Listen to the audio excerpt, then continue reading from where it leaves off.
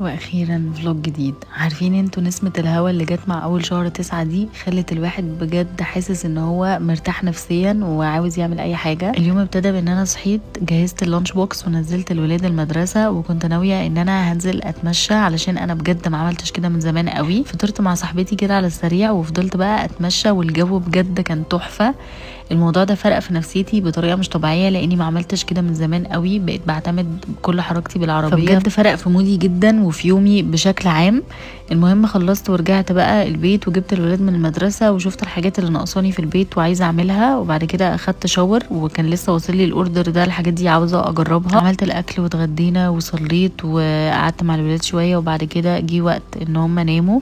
عملت سكين كير وقعدت ارتب كده الحاجات اللي انا محتاجاها تاني يوم، وبعدين قلت هدخل اتفرج على فيلم وارتب كده الليفينج روم على السريع. وانا بجد الكورنر ده في الليفينج روم بحبه جدا، انا بحب اللون الاخضر والزرع، يعني بيفرقوا عامه في شكل الحاجه بالنسبه لي. عملت حاجه اشربها واتفرجت على فيلم، والحمد لله الحمد لله اليوم كان هادي ولذيذ وفي نسمه هوا حلوه، فالحمد لله بجد.